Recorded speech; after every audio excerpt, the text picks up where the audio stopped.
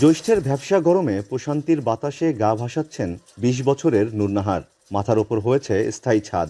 এই ছাদের নিচেই একমাত্র মেয়েকে নিয়ে এখন তার সুখের সংসার। পায়ে চালিত সেলাই মেশিনের শুয়ে কাপড় নয়, বুনছেন স্বপ্ন। আরেক পাশে সবজি বাগান প্রস্তুতিতে ব্যস্ত ৩৬ বছর বয়সী রুহুল আমিন। ভবিষ্যৎ প্রজন্মের জন্য নিজ হাতে লাগিয়েছেন ফলের গাছ। ঘর পাওয়ার পাশাপাশি এই জায়গাটুকু শাকসবজির চাহিদা মেটাবে তার। এখন আরো ভালো আছি, আরো উন্নতি হচ্ছি আমরা। আরো আরো আমাদের ইচ্ছা আছে যে নিজে কর্ম করে এখান থেকে বাইরে যাওয়ার। খুব কষ্টে ছিলাম। প্রধানমন্ত্রী আমাদের ঘর দেওয়ার পরে আমরা খুব সুখে আছি বউ বাচ্চা নিয়ে। শুধু এই দুইজনই নয়, প্রধানমন্ত্রী শেখ হাসিনার আশ্রয়ন প্রকল্পে লাখো সুবিধাভোগীর নিশ্চিত হয়েছে অন্যতম মৌলিক চাহিদা বাসস্থান। ১১ জুন প্রধানমন্ত্রী পঞ্চম পর্যায়ের দ্বিতীয় ধাপে ১৮